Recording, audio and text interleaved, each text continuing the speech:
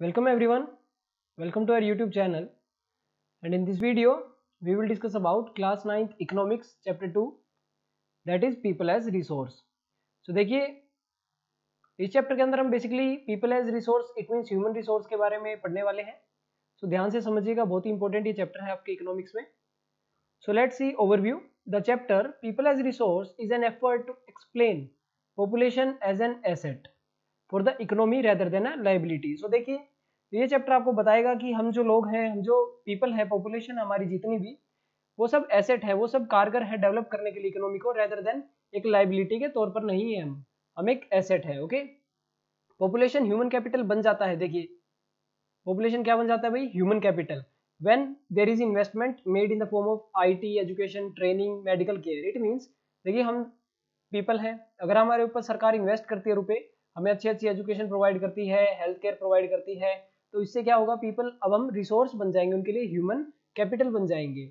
In fact देखिए human capital is the stock of skill, product knowledge, productive knowledge embodied in them. So देखिए productive knowledge के साथ साथ उसके अंदर स्किल होती है ह्यूमन बीइंग के अंदर, आप जानते हैं.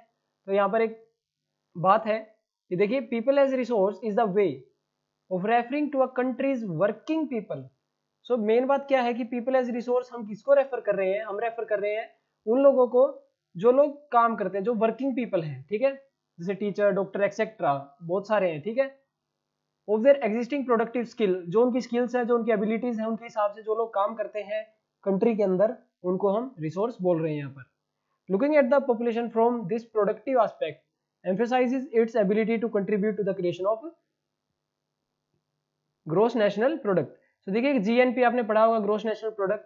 तो जब पॉपुलेशन काम करती है तब उसका ग्रोस नेशनल प्रोडक्ट उस देश का बढ़ जाता है. इसीलिए हम लोगों को क्या मानते हैं? एक रिसोर्स के तौर पर. लाइक अदर रिसोर्सेज, देखिए और रिसोर्सेज की तरह पॉपुलेशन भी रिसोर्स है, जिसको हम बोलते हैं ह्यूमन रिसोर्स. तो अगर क्वेश्चन आ जाए कि पॉपुलेशन कौन सा रिसोर्स है, that is human resource. This is the positive side of a large population. तो हम इसको अगर पॉजिटिवली सोचें, जैसे इंडिया में देखिए काफी सारी पॉपुलेशन है, सेकंड नंबर पे आता है वर्ल्ड में इंडिया. सो अगर हम इसको थोड़ा पॉजिटिवली सोचें तो हमारे पास ह्यूमन रिसोर्स बहुत ज्यादा है. ठीक है, आगे देखते हैं. This is the we look only at the negative side considering only the problem of providing the population with food. लेकिन हम क्या सोचते हैं? हम नेगेटिव साइड की भी, इतनी पॉपुलेशन को हम फूड कैसे देंगे, एजुकेशन कैसे देंगे, हेल्थ फैसिलिटीज कैसे प्रोवाइड करेंगे. when the existing human resource is further developed by becoming more educated and healthy, we call it a human capital formation. देखिए जो हमारे पास ह्यूमन बींग्स हैं, जो पॉपुलेशन है वहां पर, अगर उसको अच्छी एजुकेशन मिल रही है, हेल्थ फैसिलिटीज अच्छी है, तो वो बन जाएगा ह्यूमन कैपिटल फॉर्मेशन, जो हमारी कंट्री की प्रोडक्टिव पावर में ऐड होगा. ओके, जैसे फिजिकल कैपिटल होता है. ओके, बड़ी बड़ी बिल्डिंग्स बनती है हमारी, या फिर हमारी सिटीज बन रही है, उस टाइप से अगर हम ह्यूमन बीइंग को भी डेवलप करते हैं, उसको एजुकेशन, उसको हेल्थ प्रोवाइड करते हैं अच्छी, वो फिट रहता है, तो वो काम कर पाएगा. फॉर एग्जाम्पल मान लीजिए किसी दिन कोई व्यक्ति बीमार है, तो उस दिन वो प्रोडक्टिव नहीं है इतना जितना जिस दिन वो हेल्दी होता है. तो इसीलिए इन्वेस्टमेंट करना काफी जरूरी है. आगे देखिए, अभी इन्वेस्टमेंट कहाँ पर हो? देखिए एजुकेशन पे हो, उनकी ट्रेनिंग हो, मेडिकल केयर, तब जाके हमें एक रिटर्न मिलेगा उनसे. ठीक है, तब जाके हमें रिटर्न मिलता है. This can be seen directly in the form of higher incomes earn because of higher productivity of the more educated और द बेटर ट्रेन्ड पर्सन. अभी आप देखिए जितना ज्यादा आप एजुकेटेड रहेंगे उतनी ज्यादा आपकी सैलरी होती है. ठीक है, जितनी ज्यादा आपकी एजुकेशन है, जितना एक्सपीरियंस आपके पास, या फिर जो भी चीज आप एग्जाम्पल के तौर पर ले, ज्यादा होगी उसके हिसाब से आपको पे मिलता है ज्यादा. तो इसीलिए बोल रहे हैं अगर इन्वेस्टमेंट अच्छा होगा तो वो ज्यादा प्रोडक्टिव हो पाएगा. एंड यस, वो अगर डेवलप होगा ज्यादा तो हमारा देश भी डेवलप हो जाएगा. ओके, आगे देखते हैं. पॉपुलेशन को देखिए लायबिलिटी नहीं बनाना है, हमें उसको एसेट बनाना है. उसको एक प्रोडक्टिव एसेट के तौर पर हम कन्वर्ट कर सकते हैं. कैसे भाई? इन्वेस्ट करके. बार बार रिपीट हो रही है बात कि भाई अगर हम इन्वेस्ट करते हैं तो हम इसको एक एसेट के तौर पर कन्वर्ट कर पाएंगे. फिर देखते हैं आगे. फॉर एग्जाम्पल उनको हम ट्रेनिंग दे रहे हैं, हेल्थ फैसिलिटीज है, एग्रीकल्चर वर्कर्स को मॉडर्न टेक्नोलॉजी का यूज करने के लिए बोल रहे हैं, इस प्रकार से. Okay, the two following cases illustrate how people can try to become more productive resource. अभी देखिए हम दो एग्जांपल देखेंगे यहाँ पे. पहला है स्टोरी ऑफ सकल. तो सकल की यहाँ पर स्टोरी देखते हैं. दो फ्रेंड है विलास एंड सकल, एक ही गांव में रहते हैं, सीमापुर में. सकल 12 साल का है, उसकी मदर डोमेस्टिक घर का काम अपना करती है, उसके फादर है जो वो करते हैं खेतों में काम. सकल हेल्प्ड हिज मदर और डेफिनेटली शकल उसकी मम्मी की मदद करता है घर के काम में। ही ऑल्सो अपने छोटे भाई जीतू और सिस्टर की भी वो देखभाल करता है। उनके अंकल है श्याम, उन्होंने अभी 10th का एग्जाम वगैरह पास किया है, बट वो सिटिंग आइडल, वो घर पर खाली बैठे हैं, कोई जॉब उनके पास नहीं है। देखिए काफी पुराना एग्जाम्पल है, आज के टाइम पर तो क्वालिफिकेशन और भी ज्यादा वाले खाली बैठे हैं। Buta and Sheela were eager to teach Sakal. अभी देखिए जो बूटा एंड शीला है, ये जो फादर मदर है इसके, वो शकल को सिखाना चाहते हैं। वो कहते हैं कि आप स्कूल में ज्वाइन करो बेटा, शकल को बोलते हैं, वो ज्वाइन कर लेता है। वहां पे क्या करना स्टार्ट करता है, वो स्टडी एंड धीरे धीरे करके देखिए अपनी 12th वगैरह क्लियर वो कर देता है। उसके बाद उसको परसुएड करते हैं कि अपनी पढ़ाई जारी रखे।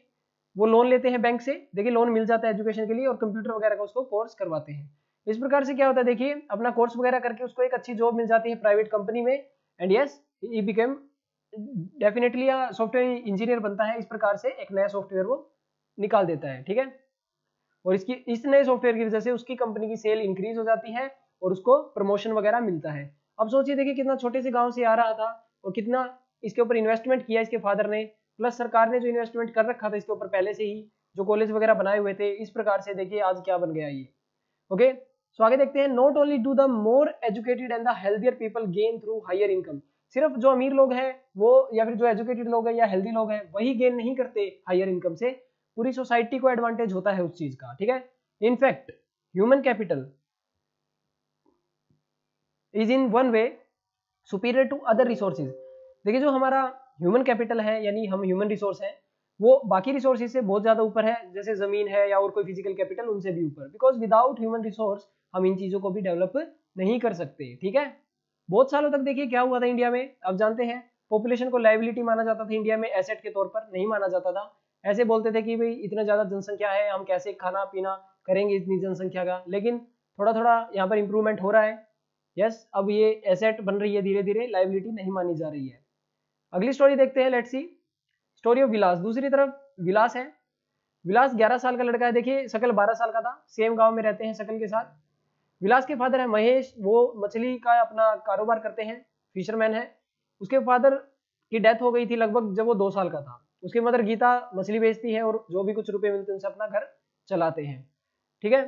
अभी देखिए अब वो फिश कहाँ से खरीदती है, डेफिनेटली खुद तो जाएगी नहीं फिश कैच करने, वो लैंड ओनर से, जो पॉन्ड होता है मालिक का, वहां से फिश वगैरह खरीदते हैं और नियर बाय मंडी में बेच देते हैं।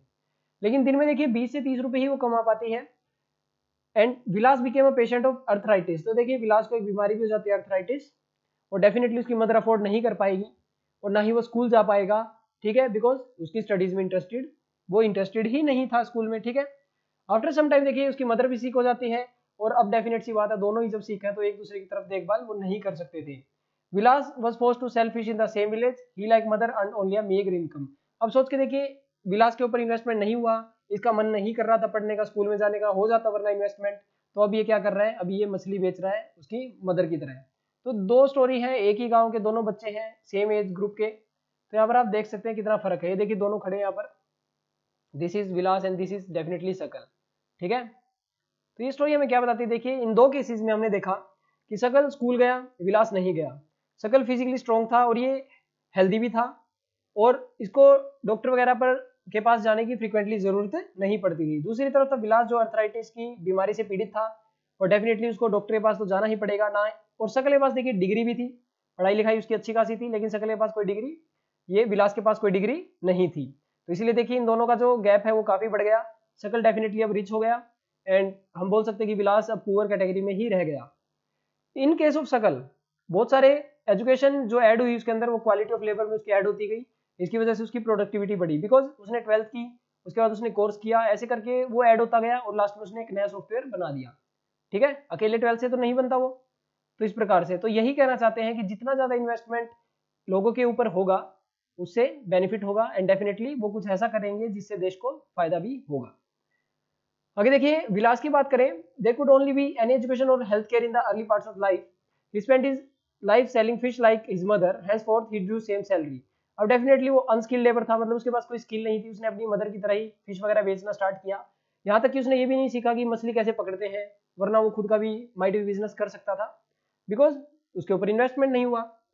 सो इसलिए जरूरी है इन्वेस्ट करना, यानी रुपए वगैरह खर्च करने। सरकार आप जानती हैं कि भी बहुत सारे रुपए खर्च करती है, स्कूल खुलते हैं, सरकारी स्कूल है, हॉस्पिटल है, तो ये इन्वेस्टमेंट ही होता है।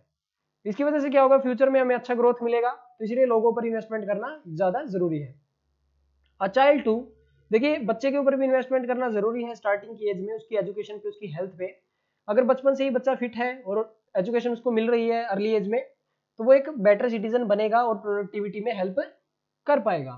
ठीक है, अभी आप देखेंगे अगर हमारे पेरेंट्स एजुकेटेड हैं तो वो ज्यादा इन्वेस्टमेंट करते हैं, वो चाहते हैं कि बच्चा हमारा ज्यादा पढ़े, हमसे भी ज्यादा पढ़े। लेकिन कुछ गांव वगैरह की अगर हम बात करें तो वहां पर जो अनएजुकेटेड है वो थोड़ा सा कॉलेज वगैरह तक ही उनको सीमित रख देते हैं ज्यादा से ज्यादा। इसीलिए इसलिए जरूरी है एजुकेशन, दो बातें जरूरी हैं देखिए, एजुकेशन प्लस हेल्थ। और हेल्थ के लिए देखिए न्यूट्रिशियस खाना मिलना चाहिए डेफिनेटली। ठीक है, देखिए हाइजीन की बात चल रही है आजकल, ये कोरोना वायरस चल रहा है तो हाइजीन तो बहुत ज्यादा जरूरी है, अब तो बहुत ज्यादा जरूरी हो गया है, तो इन पर इन्वेस्टमेंट होना चाहिए। अब ये साइकिल देखिए चलती रहती है, ये जो साइकिल है चलती रहती है कि एक पे इन्वेस्ट करोगे तो इन्वेस्टमेंट निकल के वापस आएगा और देश में तरक्की होगी, और ये साइकिल ऐसे ही चलती रहती है। लेट्स सी आगे देखते हैं। जैसे कुछ देश हैं, जापान, वो ह्यूमन रिसोर्स पर ज्यादा इन्वेस्ट करते हैं। ठीक है, वो जमीन वगैरह इन पर ज्यादा इन्वेस्ट नहीं करते, बिकॉज उनको पता है ह्यूमन रिसोर्स पर इन्वेस्ट कर दिया तो ह्यूमन अपने आप ही उस जमीन को बदल देगा। ठीक है, ये देखिए ये कंट्रीज हैं जो डेवलप हो चुके, जो अमीर हैं। ठीक है, ये देश के अंदर बाहर से रिसोर्सेज को मंगवाते हैं, और उनके देश में कौन सा रिसोर्स है, उनके देश में है ह्यूमन रिसोर्स, उस पर ये करते हैं इन्वेस्ट, और बाकी रिसोर्सेज को बाहर के देशों से मंगवा लेते हैं जो चाहिए होता है इनको। ओके, अब देखिए इसलिए जापान के लोग ज्यादा एफिशिएंट है। ठीक है, और वो बहुत अच्छी टेक्नोलॉजी अपना खुद भी बना लेते हैं, और यस वो यूज भी कर रहे हैं। सो लेट्स सी, अब हम देखते हैं इकोनॉमिक एक्टिविटीज क्या होती है आदमियों के द्वारा और औरतों के द्वारा, जो मैन और वीमेन करते हैं। देखिए विलास और शकल थे, पीपल सभी कुछ ना कुछ एक्टिविटी में एंगेज रहते हैं। देखिए कोई टीचर है, कोई डॉक्टर है, कोई स्टूडेंट है, इस प्रकार के सभी कोई ना कोई एक्टिविटी में एंगेज होते हैं। But what is economic activity? देखिए एक्टिविटी तो हम क्रिकेट खेल रहे हैं वो भी एक एक्टिविटी है, बट इज दैट इकोनॉमिक और नॉट, ये जानना बहुत ज्यादा जरूरी है। बहुत सारी एक्टिविटीज देखिए तीन कैटेगरीज में हम पढ़ते हैं इकोनॉमिक की एक्टिविटी में, तीन है। सबसे पहला है हमारे पास primary, second secondary and tertiary. तो देखिए इकोनॉमिक एक्टिविटी वो होती है जो आर्थिक तौर पर देश को हेल्प करे, देश को रुपए वगैरह मिले, जीडीपी वगैरह बढ़े। ठीक है, तो इसको हम बोलते हैं हमारा इकोनॉमिक एक्टिविटी। तो there are three types of economic activity, first is primary, secondary and tertiary. तो तीन टाइप की आपने एक्टिविटी देखी है, अब इनके बारे में देखते हैं डिटेल में। चलिए, प्राइमरी सेक्टर के अंदर देखिए आता है सबसे बिल्कुल एग्रीकल्चर, जो हमारा बेसिक नीड है लाइफ का, बिल्कुल जहां से फूड। ठीक है, वहां के जितनी भी एक्टिविटीज हैं वो आएंगी प्राइमरी में, जिनके बिना इंडस्ट्रीज नहीं चल सकती। देखिए एग्रीकल्चर का सामान नहीं होगा तो इंडस्ट्री में आप जानते हैं सामान नहीं पहुंचेगा खाने का। फॉरेस्ट्री है, animal husbandry, fishing, poultry, mining, quarrying, ये जितना भी बिल्कुल बेसिक काम होता है जहां से हमें बेसिकली रिसोर्स मिल रहा है, ठीक है, वो होता है प्राइमरी, बिल्कुल पहला। तो इसलिए हम इसको क्या पढ़ते हैं, प्राइमरी एक्टिविटी में। उसके बाद देखिए हम इन चीजों को पहुंचाते हैं फैक्ट्री में, और फैक्ट्री में क्या होता है इन चीजों का मैन्युफैक्चर, कुछ ना कुछ बनता है। जैसे स्टील आया तो माइट भी गाड़ी में लग जाए वो, ठीक है, एरोप्लेन में लग जाता है। जहां पर मैन्युफैक्चरिंग होगा उसको हम बोलेंगे सेकेंडरी सेक्टर, जहां पर मैन्युफैक्चरिंग हो उसको क्या बोलेंगे, सेकेंडरी सेक्टर। उसके बाद देखिए हमारा व्यापार होता है ट्रेड। ठीक है, हम ट्रांसपोर्ट फैसिलिटी, हमारे ट्रक वगैरह ट्रांसपोर्ट की फैसिलिटी प्रोवाइड करते हैं, टेलीफोन का कॉल सेंटर वगैरह होते हैं। तो इन सबको हम डालते हैं किसके अंदर भाई, टर्शरी सेक्टर में। ये थर्ड सेक्टर है, इसके अंदर हमारा tourism, insurance, service, health, education सब आ जाता है, बैंक वगैरह, हमारी कम्युनिकेशन है, जो अदर एक्टिविटीज बच जाती हैं। ठीक है, अभी देखिए इकोनॉमिक एक्टिविटी में दो टाइप के पार्ट आएंगे, एक आएगा मार्केट की एक्टिविटी, मार्केट के अंदर जो होती है, और एक दूसरी नॉन मार्केट की एक्टिविटी। अब मार्केट एक्टिविटी में देखिए क्या होता है कि जो involve remuneration to anyone who performs, that is activity perform for pay और प्रॉफिट। देखिए मार्केट में पे और प्रॉफिट की बात, प्रॉफिट लॉस की बात होती है। तो जो एक्टिविटी किसी को पे करे, रुपए वगैरह मिले उसको, या उसको प्रॉफिट हो, तो उसको हम बोलते हैं मार्केट एक्टिविटी। ठीक है भाई, और नॉन मार्केट एक्टिविटी होती है जो सेल्फ कंजप्शन के लिए करे। जैसे मान लीजिए हमने खेत में कुछ उगाया, हमने उसमें से अनाज हमारे लिए ही रख लिया, तो वो एक हो जाएगी नॉन मार्केट एक्टिविटी। बट उसमें से हमने मान लीजिए 50% मार्केट में बेच दिया, तो वो 50% क्या हो जाएगा, मार्केट एक्टिविटी, और बाकी 50% क्या होगा, नॉन मार्केट एक्टिविटी, बिकॉज हमने उसको कंज्यूम कर लिया। ठीक है ना, जिसको हम खुद ही कंज्यूम कर लेंगे, क्या वो हमें रुपए देगी वो चीज, बिल्कुल भी नहीं। तो इसलिए हम उसको बोलेंगे नॉन मार्केट एक्टिविटी। ओके, आगे देखते हैं। नेक्स्ट है due to historical and culture reason there is a division of labour between man and women. देखिए हमारी इंडिया की जो हिस्ट्री रही है वहां पर आदमी और वीमेन में भेदभाव रहा है, आप जानते हैं। तो इसलिए आज के टाइम पर भी मैन और वीमेन के जो काम है वो अलग अलग है। जैसे वीमेन को माना जाता है कि घर के काम वगैरह, और आदमी को माना जाता है कि फील्ड पे वो काम करते हैं। शक्ल की मदद देखिए, खाना बनाती थी, यूटेंसिल वगैरह क्लीन करती थी, घर का काम देखती थी और बच्चों को संभालती थी। लेकिन शक्ल के फादर क्या करते थे, खेत में काम करते थे, ठीक है, और उसका जो भी प्रोड्यूस होता था मार्केट में बेच देते थे।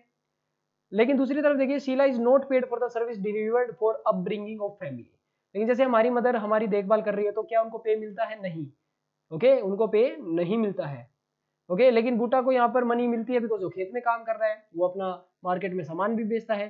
सो इसलिए कुछ सर्विस ऐसी होती है जिसमें वीमेन बहुत ज्यादा इंडल्ज होती है और उनको पेमेंट यहाँ पर नहीं मिलती, जैसे घर के काम है या एक्सेट्रा। अब दूसरी बात देखिए, ये जो घर के काम होते हैं ये हमारी नेशनल इनकम में भी हेल्प नहीं करते। रीजन इज बिकॉज यहाँ से कोई इनकम ही नहीं आ रहा है, ठीक है। अभी देखिए, विलास की मदर थी गीता, वो अर्न करती थी फिश को बेच के। ओके, यहाँ पर वीमेन को देखिए क्या मिल रहा था, पेमेंट मिल रहा था प्रॉपर, जो भी उसका पेमेंट बनता था 20-30 रुपए। और दूसरी तरफ देखिए, उनके जो मेल काउंटर पार्ट है उनको बोला जाता कि आप एजुकेशन लीजिए, स्किल डेवलप कीजिए, जैसे हमारे शकल ने की थी एजुकेशन, अपना सिस्टम डेवलप अच्छे से, उन्होंने सॉफ्टवेयर भी बनाया था बाद में। आगे देखते हैं एजुकेशन एंड स्किल। तो यहाँ पर दो इंपॉर्टेंट फैक्टर आते हैं, ध्यान से इनको याद करिएगा। एजुकेशन और स्किल ये बहुत ज्यादा जरूरी है अगर इंडिविजुअल को अर्न करना है मार्केट में। देखिए, आपको नॉलेज होनी चाहिए उस चीज की, एजुकेशन होना चाहिए आपको उस टॉपिक का, और आपके पास स्किल होनी चाहिए उस मार्केट में काम करने की। फॉर एग्जाम्पल, आपकी शॉप है, मान लीजिए आप किराने का सामान बेच रहे हैं, ठीक है। सो अगर आपके पास एजुकेशन ही नहीं है कि किस प्रकार का सामान असली है नकली है, और दूसरी बात आपके पास स्किल नहीं है बेचने की, तो आप कैसे काम चलाएंगे उस मार्केट में, ठीक है। ये बहुत इंपॉर्टेंट है। तो इसलिए माना जाता है कि वीमेन के पास स्टार्टिंग में बहुत कम एजुकेशन होता था, तो उनकी स्किल वगैरह नहीं बन पाती थी। इसलिए अगर वीमेन को 20-30 रुपए, जो शीला को, जो ये इसकी मदर थी हमारे विलास की, उनको अगर 20-30 रुपए भी मिल गए तो वो मान जाते थे। अगर आदमी होता उनकी जगह तो माइट भी उनको 100 मिल जाते। तो ये बहुत इंपॉर्टेंट बात है। दूसरी बात देखिए, employment in this sector is characterize by irregular and low income. अब देखिए, वीमेन जहां पर इन्वॉल्व होती है वहां पर थोड़ा लो इनकम उनको मिलता है, डेफिनेटली कई बार देखने को मिला है। बट कुछ चीज ऐसी थी जो उनको जरूरी होती है बट एब्सेंट थी, जैसे मैटरनिटी लीव। भाई जैसे मैटरनिटी क्या होता है, बेसिकली जब मदर बनने वाली होती है वीमेन तो उनको मैटरनिटी लीव दी जाती है।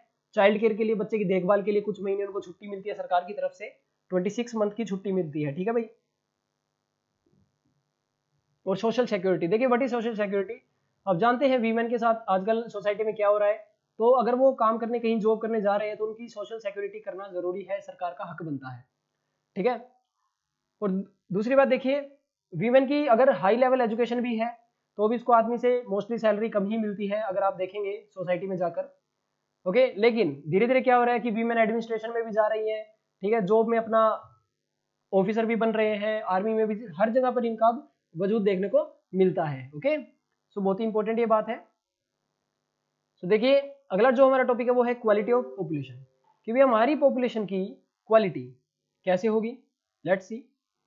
क्वालिटी डिपेंड करती है कि कितने हम पढ़े लिखे हैं, कितना हमारे यहाँ इंडिया में पढ़े लिखे लोग हैं, कितनी हमारी हेल्थ है, okay, life expectancy, and third is skill formation. तो तीन बातें हैं देखिए, पहला है लिटरेसी यानी एजुकेशन कितना है, दूसरा है हेल्थ, हेल्थ यानी हमारे यहाँ पर जीवन काल कितना है, लाइफ एक्सपेक्टेंसी कितनी है, थर्ड इज क्या हमारे पास स्किल है। भाई मान लीजिए हम पढ़े लिखे भी हैं, हमारी हेल्थ भी अच्छी है, लेकिन स्किल ही नहीं है तो कैसे काम चलेगा, नहीं चलेगा। तो चलिए हम सबसे पहला टॉपिक डिस्कस करते हैं, दैट इज एजुकेशन, जो आएगा लिटरेसी रेट के अंदर। देखिए, शकल की जो एजुकेशन थी इनिशियल ईयर में, उसको वहां का फल मिला उन चीजों का, क्योंकि उसने अच्छी एजुकेशन ली 12th तक, तो उसको अब मन किया कि क्यों ना मैं आगे एजुकेशन लूं, उसके फादर ने इसको सपोर्ट किया, इसलिए उसको बेनिफिट हुआ। दूसरी तरफ उसकी हेल्थ भी काफी अच्छी थी, ठीक है।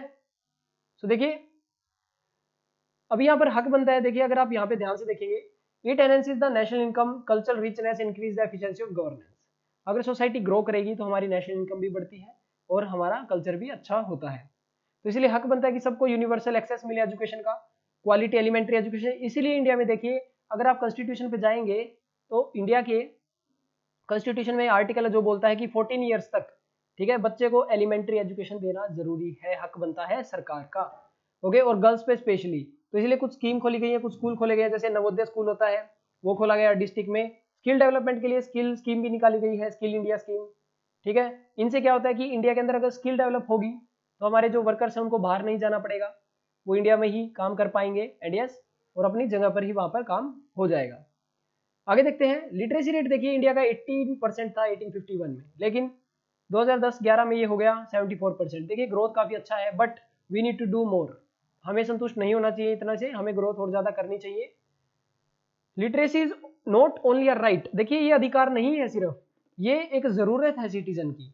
इसका मतलब ये नहीं कि लिटरेसी, मान लीजिए आपने कह दिया मेरा अधिकार है, ठीक है भाई, लेकिन आपकी जरूरत भी है ये, ठीक है, आपको पढ़ना लिखना जरूरी है काफी, इससे आप अपनी ड्यूटीज परफॉर्म कर पाएंगे और राइट्स प्रॉपरली जान पाएंगे, ठीक है, कि अगर आप पढ़ेंगे नहीं तो आपको अधिकार नहीं पता लगेंगे इंडिया में क्या अधिकार आपको मिले हुए हैं, इसलिए बहुत ज्यादा जरूरी है। अब देखिए कुछ स्टेट्स हमारी, अगर केरल की बात करें, केरल में 94% मिल जाएगा, बिहार में 62% है लिटरेसी। तो अगर क्वेश्चन आता है कि स्टेट में सबसे ज्यादा लिटरेसी रेट है तो वो होगा केरल, सबसे कम किस में है, बिहार में 62%, ये बात ध्यान रखिएगा। तो आगे चलते हैं, देखिए हमारा 11th प्लान क्या बताता है कि हायर एजुकेशन में 18 to 23 years age group to 15% and to 21% by 12th plan. देखिए एनरोलमेंट क्या होता है मैं बताता हूँ, देखिए कि 18 से 23 के ग्रुप में जब हम आते हैं, इतने साल के ग्रुप में जब हम आते हैं तो हमारा हाई लेवल का एजुकेशन स्टार्ट हो जाता है, कॉलेज लेवल स्टार्ट होता है। तो वहां पर एनरोलमेंट के लिए कुछ बच्चे 12th में ही पढ़ाई छोड़ देते हैं, 12th के बाद पढ़ाई छोड़ देते हैं, तो इसलिए देखिए 15% इनका टारगेट था, 15% ग्रोथ हुआ था, बच्चों का एडमिशन ज्यादा हुआ कॉलेज में। अब इनका टारगेट है 12th प्लान में कि भाई हम अब की बार 21% बच्चों का यहाँ पर एडमिशन करवाएंगे कॉलेज में, ये हमारा टारगेट रहेगा। कैसे करवाएंगे, देखिए ये स्ट्रेटेजी फोकस करेगी कि सबको एक्सेस हो, स्कूल वगैरह नजदीक बनाए जाए, कॉलेज वगैरह नजदीक हो, ठीक है। आगे देखिए उनकी स्किल डेवलप हो, नेटवर्क अच्छा बने, आईटी का यानी कंप्यूटर की नॉलेज बच्चों को हो जाए। इस प्रकार से क्या होगा कि हमारा ये स्किल डेवलपमेंट भी हो जाएगा विद एजुकेशन। सो यस, देखिए आज के पार्ट में हम इतना ही करेंगे, मिलते हैं हम अगले पार्ट में नए टॉपिक के साथ, विद जिसके अंदर हम पढ़ने वाले हैं हेल्थ के बारे में, हमारा लाइफ एक्सपेक्टेंसी वगैरह के बारे में, and in this way we will complete our chapter people as resource. And yes definitely like जरूर करें, ज्यादा से ज्यादा शेयर करें वीडियो को, सो दैट आपके फ्रेंड्स को भी हेल्प हो, एंड सब्सक्राइब करते रहें चैनल को। So thank you everyone.